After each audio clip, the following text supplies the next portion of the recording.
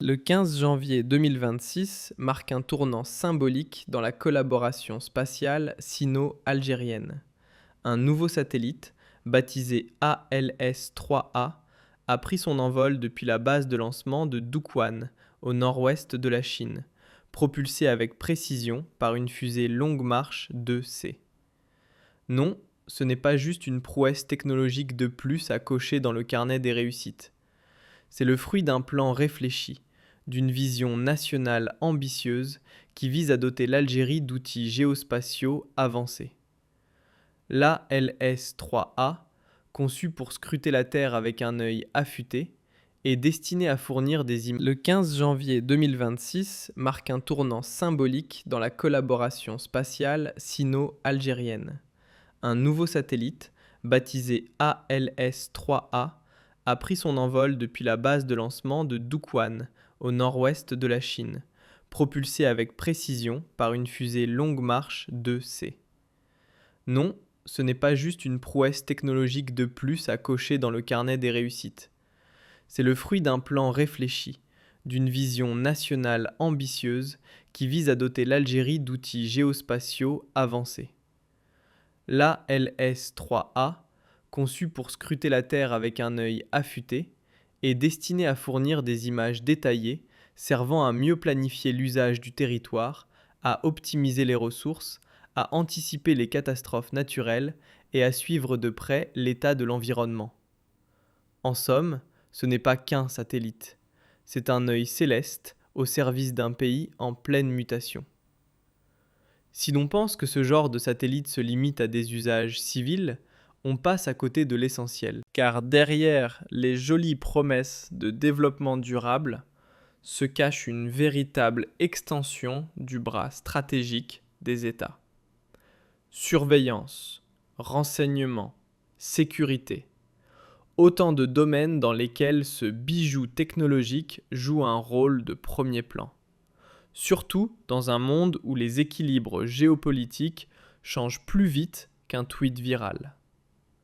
Le lancement d'ALS-3A n'est donc pas un simple symbole technologique, mais l'illustration vivante d'une alliance solide entre Alger et Pékin, enracinée bien avant 2026, avec des jalons comme Alcomsat 1 mis en orbite dès 2017. Et cette entente ne s'arrête pas aux fusées. Elle englobe la construction d'installations au sol, la formation des cerveaux locaux et un accompagnement technique sur le long cours. Bref, une coopération calibrée pour durer. Dans cette dynamique, l'Algérie ne joue plus en mode dépendance technologique. En visant l'autonomie sur des secteurs aussi stratégiques que l'agriculture, les ressources hydriques ou la défense, elle s'impose peu à peu comme un acteur spatial de premier plan dans la région. Grâce à l'expertise chinoise, qui allie technologie dernier cri et lancement fiable, le pays peut structurer son programme spatial avec méthode, efficacité et ambition. Fini l'époque des satellites loués à l'étranger. Place au contrôle local depuis l'espace. Bien sûr, faire décoller un satellite, c'est impressionnant. Mais derrière les chiffres, les orbites et les performances techniques, un autre jeu se joue. Un jeu de pouvoir. Car en Afrique du Nord, région où la course à la technologie se mêle à la rivalité militaire, chaque pas dans l'espace peut redéfinir l'équilibre stratégique. L'Algérie, avec ce lancement réussi, ne se contente pas de rattraper le peloton. Elle pourrait bien en devenir un des meneurs. Ce genre d'exploit a de quoi inspirer d'autres pays arabes à investir dans des technologies de pointe, désormais perçus comme des instruments de souveraineté autant que d'innovation. Et ne vous y trompez pas, envoyer un satellite militaire en orbite avec le soutien actif de la Chine, ce n'est pas qu'une prouesse d'ingénierie. C'est une déclaration, lourde de sens, adressée à toute la région. Car oui, ce lancement parle fort. Il dit que l'Algérie veut s'émanciper des tutelles occidentales en matière de données spatiales, surtout dans des domaines aussi sensibles que la sécurité, l'environnement et l'agriculture. En confiant les clés de sa montée en orbite à la Chine, Alger signe aussi un pacte, celui de l'indépendance technologique. Exit les circuits de dépendance traditionnels. Place à une nouvelle ère où les données stratégiques ne transitent plus par des capitales étrangères, mais sont captées, traitées et utilisées selon des logiques locales, souveraines, nationales. Autre facette cruciale, cette alliance technico-militaire avec Pékin propulse l'Algérie au cœur d'un bras de fer spatial qui s'intensifie en Afrique du Nord. Quand on voit le Maroc ou l'Égypte déjà lancés dans la course avec leurs propres programmes orbitaux, il devient clair que personne ne veut rester au sol. En réponse, Alger dégaine son propre satellite militaire de dernière génération, affirmant son poids stratégique et ajoutant une loupe de haute précision à son arsenal de surveillance et de renseignement. Ce n'est pas un gadget de prestige, mais un outil d'action. Qu'il s'agisse de verrouiller ses frontières, de suivre les mouvements en Méditerranée ou de piloter la gestion des ressources naturelles, ce satellite devient un poste d'observation avancé. Et sur la scène internationale, cette proximité technologique avec la Chine envoie un signal fort. La redistribution des cartes est en marche. Fini le monopole occidental. En s'alliant avec une Chine devenue incontournable dans la conquête spatiale, l'Algérie choisit un partenaire à la fois ambitieux, abordable et affranchi des canaux classiques dominés par Washington ou Bruxelles. Pour Alger, ce partenariat spatial n'est pas juste un contrat de plus à son actif international. C'est un vrai levier pour redéfinir sa place dans les équilibres régionaux. En diversifiant ses alliances et en se tournant vers l'Est, l'Algérie s'offre une marge de manœuvre géopolitique bien plus large, loin des anciens réflexes diplomatiques dictés par les puissances traditionnelles. Mais qui dit virage audacieux, dit aussi zone de turbulence. Coopérer avec la Chine sur des technologies de pointe, surtout dans un cadre militaire, n'échappera sûrement pas à l'œil suspicieux de certains pays occidentaux. Partager ce type de savoir-faire pourrait bien réveiller quelques critiques, voire des pressions plus subtiles, si l'usage du satellite dépasse les seuls cadres civils. Et puis, gérer un tel arsenal technologique, ce n'est pas une mince affaire. Détenir des capacités spatiales à vocation défensive, c'est bien. Mais encore faut-il être capable de les protéger. Aujourd'hui, l'Algérie se retrouve face à un nouveau défi. Sécuriser ses infrastructures orbitales contre des cyberattaques, des actes d'espionnage ou toute forme de sabotage. Pourtant, ce pari spatial, aussi risqué soit-il, représente un saut stratégique considérable. D'un côté, il marque une avancée majeure vers l'autonomie en matière d'observation terrestre. De l'autre, il réaffirme l'ancrage d'Alger dans une logique de partenariat alternatif hors de l'orbite occidentale. Et c'est là toute la beauté de cette initiative. Montrer que l'espace ne se résume plus à des chiffres scientifiques ou à des prouesses technologiques. Le spatial est désormais politique. Il est sécuritaire. Et il est profondément symbolique. Ce lancement, bien plus qu'un simple décollage, révèle l'ambition d'un pays qui veut contrôler ses données, tracer son propre chemin et projeter son influence au-delà de son ciel. Quand l'information devient une arme, mieux vaut ne pas dépendre des autres pour s'en procurer. Pendant des années, l'Algérie a dû composer avec une réalité frustrante. Pour obtenir des données stratégiques issues de l'espace, qu'il s'agisse de cartographier ses ressources, de surveiller ses terres ou de suivre ses frontières, il fallait passer par des satellites étrangers, souvent européens ou américains. Résultat, accès restreint, délais imprévisibles, et dépendance permanente.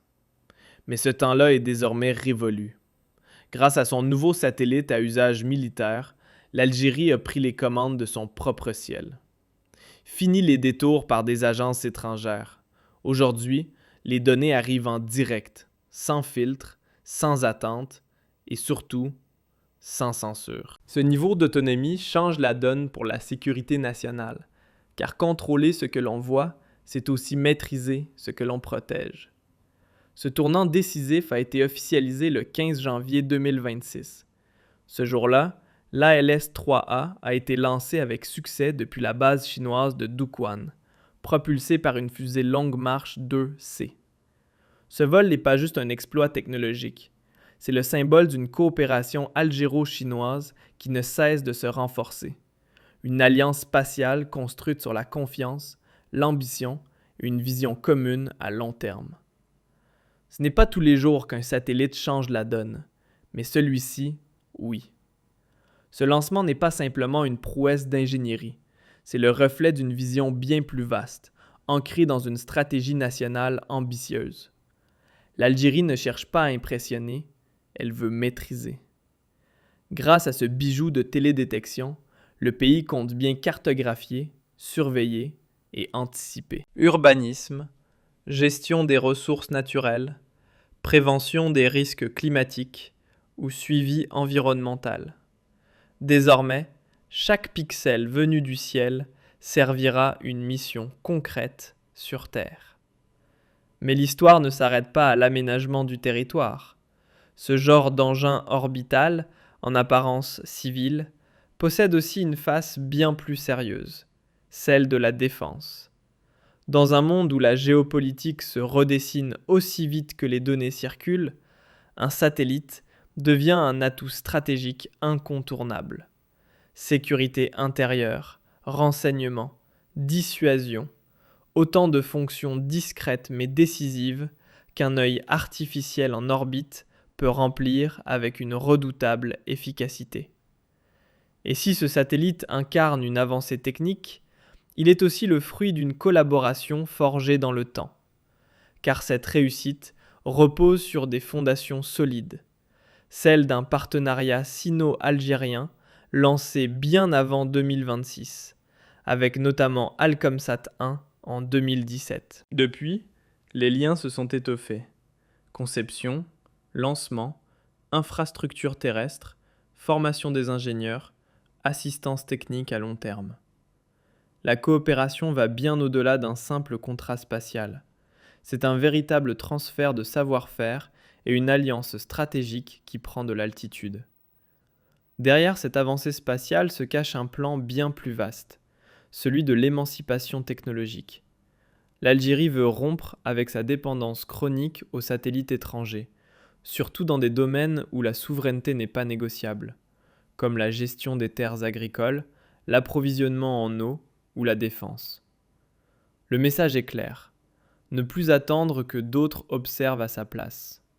En visant l'autonomie orbitale, Alger ambitionne aussi de s'imposer comme une référence régionale dans le ciel autant que sur le terrain. Et pour atteindre cet objectif, quoi de plus logique que de miser sur un partenaire fiable et ambitieux comme la Chine. Pékin n'offre pas seulement des fusées et des plans techniques, mais aussi une méthode, une cadence et une vision. Résultat, l'Algérie peut structurer son programme spatial sans improvisation, avancer pas à pas, tout en gardant le cap sur ses priorités stratégiques. Fini le temps des projets hésitants. Place à un développement maîtrisé, durable et bien ancré.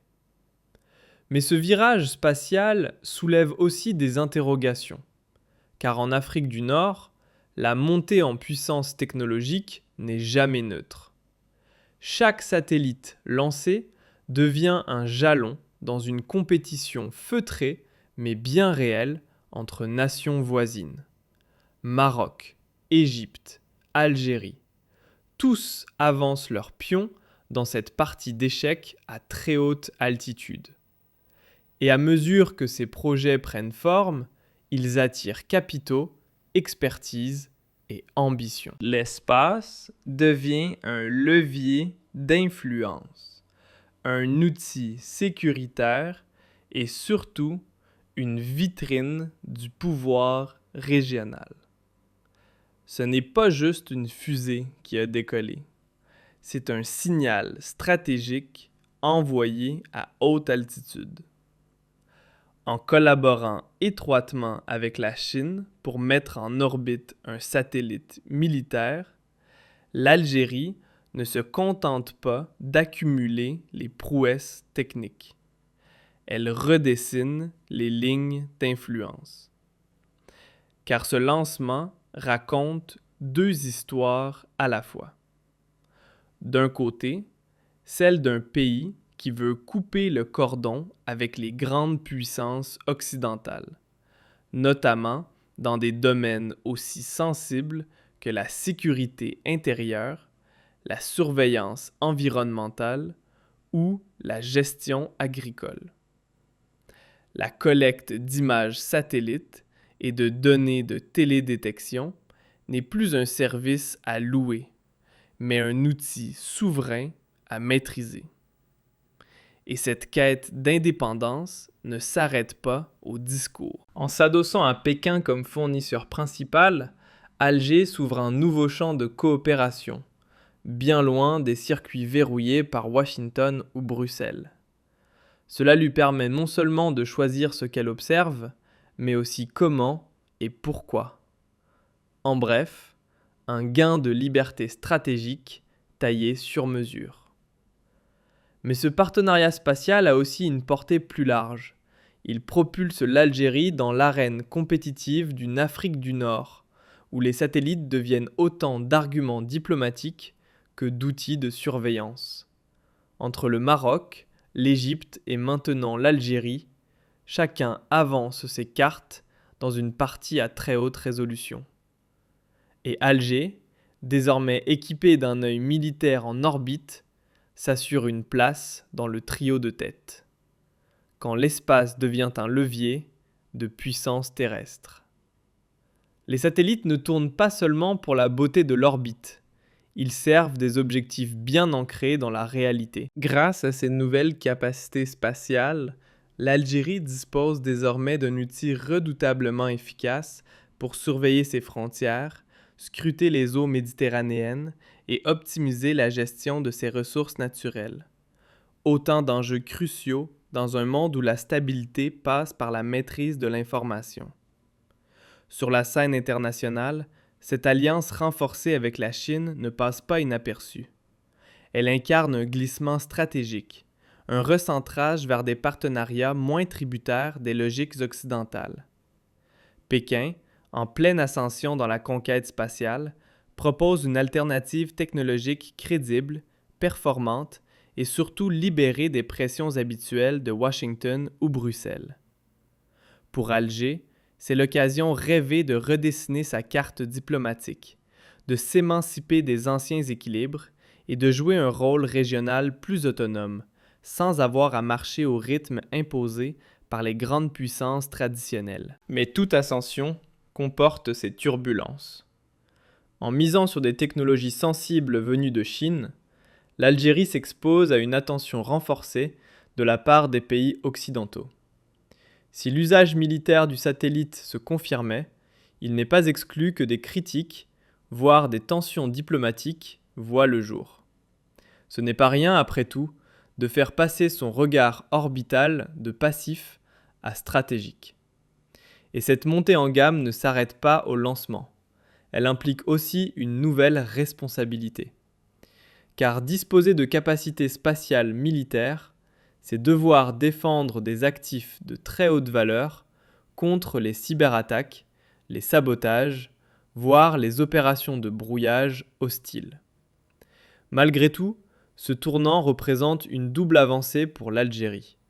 Renforcer sa souveraineté sur la collecte d'informations, tout en consolidant sa place dans le concert régional. Ce n'est plus de la science, c'est de la stratégie pure. L'espace devient ici un prolongement de la volonté politique et un instrument d'équilibre dans un monde sous haute tension. Dans le monde des données, dépendre des autres revient à leur laisser tenir les rênes. Pendant longtemps, l'Algérie a dû composer avec ce paradoxe. Vouloir protéger son territoire sans avoir accès, en temps réel, à des données précises sur ce même territoire. En s'appuyant sur des satellites européens ou américains, le pays se trouvait dans une position d'attente constante, parfois pour des cartes floues, parfois pour des informations vitales retardées. Frontières, zones agricoles, gisements naturels, tout passait d'abord par un filtre étranger. Mais aujourd'hui, la donne a changé. Grâce à son propre satellite militaire, Alger s'affranchit enfin des relais extérieurs. Elle peut désormais scruter chaque parcelle de son sol sans demander la permission, sans dépendre d'un serveur situé à des milliers de kilomètres. Cette autonomie dans la collecte de données n'est pas un luxe technologique, c'est un socle de souveraineté. Dans un monde où l'information vaut de l'or, savoir devient un acte de défense. Mais cette montée en puissance n'échappe pas aux regards voisins. Le Maroc, notamment, risque de ressentir cette avancée comme un électrochoc. L'option est claire, développer ses propres capacités en télédétection ou miser plus fort sur ses alliances existantes, comme celles nouées avec la France ou les États-Unis, pour continuer d'accéder à des données stratégiques sans dépendre d'un voisin plus outillé. Quant à la France, elle observe ce virage algérien avec une double grille de lecture. D'un côté, l'ancienne puissance coloniale et partenaire technique de longue date peut y voir une limitation de ses marges d'influence. De l'autre, elle entrevoit une opportunité, celle de rester dans la course via une coopération scientifique ciblée, surtout si les données algériennes trouvent des applications civiles partagées, dans l'agriculture ou l'environnement. Mais soyons clairs, le rapprochement entre Alger et Pékin pourrait bien annoncer un nouveau déséquilibre dans l'ordre technologique régional. Et Paris, stratège dans l'âme, sait que toute mutation de ce genre demande une réponse rapide, ou au moins une lecture lucide. Un satellite en orbite, et c'est tout un équilibre régional qui vacille.